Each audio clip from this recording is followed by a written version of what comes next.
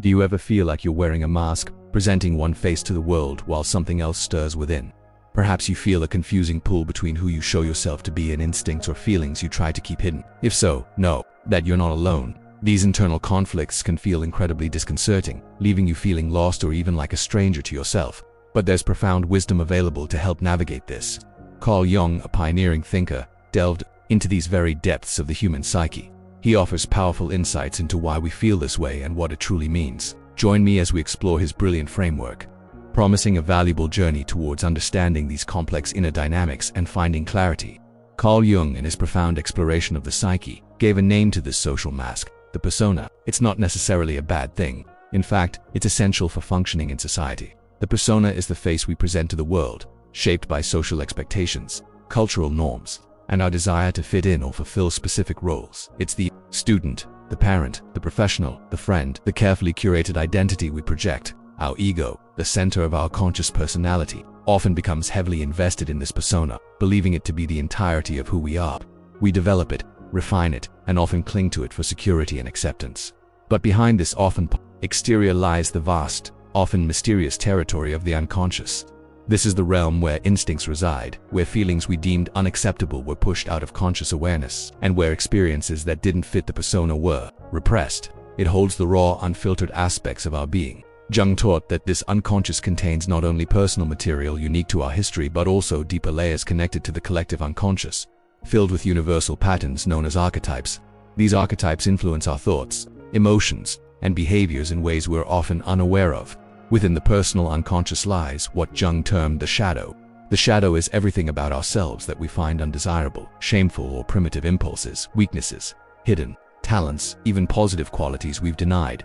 It's the opposite of the persona, lurking in the depths, often projected onto others. The tension between the carefully constructed persona and the dynamic contents of the unconscious, particularly the shadow, is a constant source of internal conflict.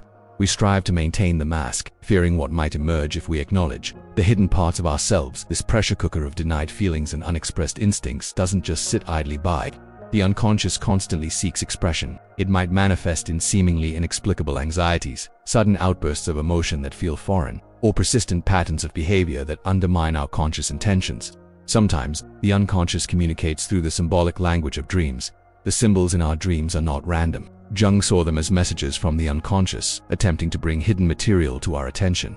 Understanding these symbols can offer invaluable insights into the aspects of ourselves we've neglected or repressed. The journey Jung described, the process of individuation, involves gradually becoming more aware of the totality of our being, integrating the unconscious material, including the shadow, with the conscious ego. It's about moving beyond identifying solely with the persona to connect with the deeper, more authentic core of the self, Jung's term for the totality of the psyche, the regulating center that encompasses both conscious and unconscious. This process isn't about eradicating the persona or the unconscious. It's about fostering a relationship between them, allowing for a more complete and integrated sense of self. Ignoring the unconscious leads to imbalance, as the denied energy will inevitably find a way to surface, often in disruptive ways. Embracing the challenge of exploring these hidden depths, however uncomfortable it may feel, is fundamental to psychological growth and resilience. It allows us to understand why certain patterns repeat in our lives, why we feel drawn to certain people or ideas, and why we sometimes feel like we're living a lie behind the mask. It's a path toward greater wholeness where the mask becomes less of a rigid facade and more of a flexible boundary, allowing for genuine connection both internally and externally. This exploration can feel daunting, but it is ultimately empowering. It involves paying attention not just to the face we show the world, but to the whispers from within, the subtle nudges from the unconscious. It means daring to look at the shadow, not to condemn it, but to understand its origins and integrate its energy. It means recognizing that the persona, while useful, is only a part of a much larger, richer, and more complex picture. The unconscious holds not just repressed fears and instincts, but also immense creative potential, untapped wisdom, and the blueprint for our unique path of individuation. Looking at the shadow can be unsettling, because it holds those parts of ourselves we've deemed unacceptable, those instincts, impulses, and weaknesses we've hidden away. It's not just negative traits. Sometimes it includes positive qualities, like creativity, assertiveness, or joy that were discouraged in childhood. When we don't acknowledge this hidden aspect, the energy doesn't simply vanish.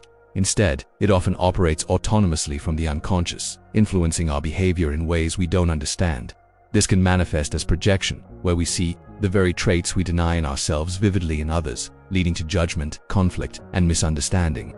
It's easier to point the finger outward than to look inward at our own disowned qualities. This defensive posture, while protecting the fragile ego from discomfort, ultimately hinders our growth and prevents us from seeing ourselves and others clearly. The unconscious, however, is constantly seeking balance and integration. It tries to communicate with the conscious mind, often through the language of dreams. Carl Jung saw dreams not as random noise, but as meaningful messages from the unconscious, offering symbols and narratives that can shed light on our inner landscape, including the contents of the shadow. By paying attention to these symbols, in our dreams we can gain insight into what needs to be brought into the light of consciousness. These symbols act as bridges between the known world of the ego and the vast, unknown territory of the unconscious, guiding us towards a deeper, the understanding of ourselves. Exploring the shadow isn't about becoming that which we've rejected. It's about understanding it, integrating its energy, and reclaiming the power and authenticity that were lost in the process of repression. It's about realizing that these traits, when acknowledged and understood, can be transformed or consciously managed rather than acting out unconsciously.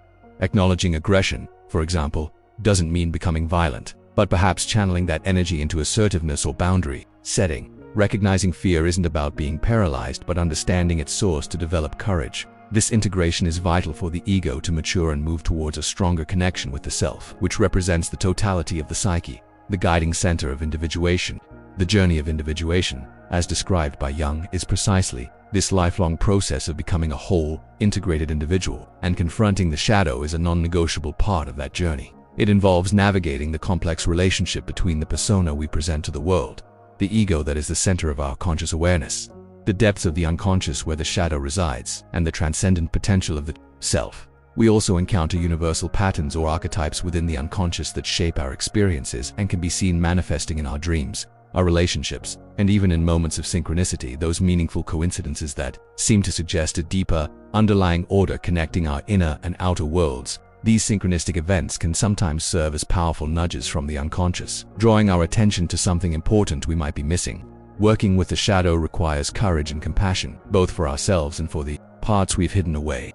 It's a process of extending empathy to the disowned aspects of our personality, understanding that they developed as coping mechanisms or were rejected due to societal or familial pressures. It's about healing the split within, moving from a fragmented sense of self towards a more unified one. The ego, in this process, learns to hold the tension of these opposites, the light and the dark, the acceptable and the unacceptable, without collapsing into judgment or denial. This capacity to contain complexity is a hallmark of psychological maturity and essential for accessing the wisdom and potential held within the unconscious. When the shadow is denied, it doesn't simply cease to exist. Instead, it operates from the depths of the unconscious, exerting influence outside of our conscious awareness. This unacknowledged energy can find unhealthy outlets. One of the most common ways the unintegrated shadow manifests is through projection. We see in others what we refuse to see in ourselves. The traits we find most irritating, contemptible, or even fascinating in others are often mirror images of our own disowned shadow aspects. This projection distorts our relationships, painting others with the colors of our internal landscape rather than seeing them for who they truly are. Carl Jung spoke extensively about this phenomenon, highlighting how it prevents genuine connection and understanding. Denying the shadow also inhibits the crucial process of individuation, which is the journey towards becoming a whole, integrated self. Individuation isn't about perfection. It's about wholeness, about reconciling the various parts of our psyche, including the shadow, the persona, and the ego, under the guiding potential of the self. When we push away the shadow, we remain fragmented. The energy contained within those denied parts becomes stagnant or erupts unpredictably, leading to self-sabotage, volatile emotional outbursts, or chronic internal conflict. The ego, clinging rigidly to the acceptable persona, expends vast amounts of energy suppressing the shadow, leaving little room for growth or authentic expression. This suppression can also manifest physically, contributing to illnesses, as the body holds the tension of the unacknowledged unconscious material. Moreover, denying the shadow limits our access to the creative potential and raw energy it often contains. The shadow isn't purely negative. It holds instincts, passions, and wildness that can be vital for a full life if integrated. When we confront and integrate the shadow, we don't become worse, we become more complete. We reclaim projected qualities from others, deepening our self-awareness and compassion. We begin to understand the powerful symbols that emerge from the unconscious in our dreams and fantasies, recognizing them as messages about our inner state and the work that needs to be done. These symbols are often manifestations of underlying archetypes, universal patterns that structure the human psyche and appear in myriad forms across cultures and individuals. Understanding these symbols is key to unlocking the wisdom held within the conscious and guiding the process of individuation. Moments of synchronicity can sometimes occur around the times we are grappling with significant shadow material. These meaningful coincidences might involve encountering people or situations that seem to mirror our internal struggles, offering external validation or prompts for introspection. They can feel like the unconscious communicating with us through the external world, drawing our attention to something crucial we're avoiding or inviting us to look deeper at the patterns playing out in our lives. Ignoring these signs, like ignoring the messages in our dreams, keeps us stuck in a cycle of denial, perpetuating the harmful influence of the unacknowledged shadow. The path forward requires acknowledging that the shadow is a natural, albeit often uncomfortable part of the human psyche. It's about befriending it, not eliminating it. The ego's role is not to defeat the shadow, but to integrate it, allowing the light of consciousness to illuminate these hidden corners. This integration transforms the raw energy of the shadow into vitality, creativity, and resilience. It allows us to engage with the world more authentically, free from the need to project our unwanted aspects onto others. The journey of individuation, guided by the self, inherently involves this courageous descent into the unconscious to reclaim lost parts. To deny the shadow is to deny a significant portion of the self and to remain trapped in the confines of a limited ego and a rigid persona. It means missing out on the richness and complexity that comes from embracing the entirety of who we are, both light and dark.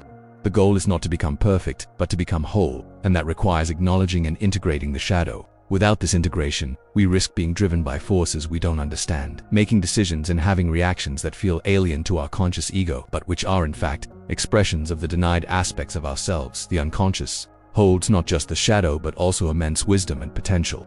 But accessing that wisdom often requires facing the darkness first. It's a continuous process of dialogue between the conscious ego and the vast unconscious, informed by archetypal patterns and guided by the evolving understanding of the self. This resistance to acknowledging the shadow creates a brittle psychic structure. The persona, instead of being a flexible interface with the world, becomes a rigid mask designed to maintain the illusion of perfection. This perfect persona, supported by an inflated ego that cannot tolerate the slightest hint of imperfection, must aggressively deny or project anything that contradicts its self-image of moral purity. It's a defense mechanism against the vulnerability of being human. For Carl Jung, understanding this dynamic was crucial. He saw how the denial of the shadow wasn't just a personal issue but could manifest on collective levels, leading to scapegoating and conflict. When individuals refuse to see their own capacity for harm, they inevitably find it amplified in others, projecting their rejected shadow onto groups or individuals deemed bad. This projection reinforces their own fragile sense of superiority, making them feel justified in condemning, manipulating, or even harming those who carry their denied darkness. The unconscious material, particularly the shadow, doesn't simply disappear when it's denied. It accumulates energy, often surfacing in unexpected ways. This might be through sudden, inexplicable outbursts of anger, irrational fears, or judgmental attitudes that feel disproportionate to the situation. These are instances where the denied shadow breaks through the ego's defenses. The journey of individuation, the path towards becoming a whole self as envisioned by Carl Jung, is fundamentally extolled when the shadow is disowned. The self calls us towards integration, towards embracing all aspects of our being. But the ego, clinging to its image of moral purity, blocks this path. It prevents access to the deeper layers of the unconscious, which hold not only the shadow, but also immense creative potential and wisdom waiting to be integrated. The archetypes reside in this deep unconscious, shaping our perceptions and behaviors, and denying parts of ourselves means we interact with these powerful forces blindly or through distorted lenses. Sometimes, the unconscious attempts to communicate the presence of the denied shadow through dreams. Dreams often present us with symbols and scenarios that highlight what the conscious ego refuses to see. A person who believes themselves utterly good might have dreams of committing terrible acts or of being associated with figures they consciously despise.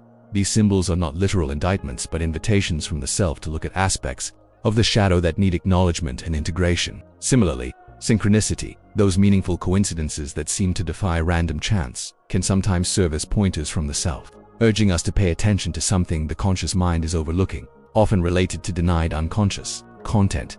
When someone repeatedly encounters situations or people that mirror their denied shadow traits, it can be seen as a form of synchronicity, trying to break through the ego's defenses and highlight the need for self-reflection. The rigid adherence to a completely good identity prevents this vital dialogue between the conscious ego and the unconscious. It creates a state of psychic stagnation, where true growth towards the self is impossible. The energy that could be used for creativity, empathy, and genuine connection is instead consumed by maintaining the facade of the persona and keeping the shadow at bay. This constant internal battle leaves little room for the spaciousness and wisdom that individuation offers. Embracing the shadow is not about becoming evil. It's about becoming conscious of the full spectrum of human experience and potential within ourselves. It's about recognizing that our capacity for light is inextricably linked to our capacity for darkness. And true moral strength comes from acknowledging both, not pretending one doesn't exist. The goal is not to eliminate the shadow, but to integrate it into a broader understanding of the self. This allows the energy held within the shadow to be transformed and used constructively, rather than being projected destructively onto others or causing internal conflict. The process requires humility, courage, and a willingness to look honestly at oneself, moving beyond the simple, often deceptive comfort of perceived moral superiority. In essence, as Carl Jung's work profoundly illustrates, the journey of individuation towards the full self necessitates acknowledging and integrating the shadow, moving beyond the limitations of the ego and the curated persona. This engagement with the unconscious, understood through dreams, symbols, and the recognition of archetypes and synchronicity, is not about fixing something broken, but about becoming whole. Embrace the challenge of this inner exploration. It is a path of immense potential and liberation. What aspect of exploring the unconscious or integrating the shadow resonates most deeply with your own experience? If you consider yourself a deep thinker ready to explore these psychological depths further, subscribe and activate notifications to join our community.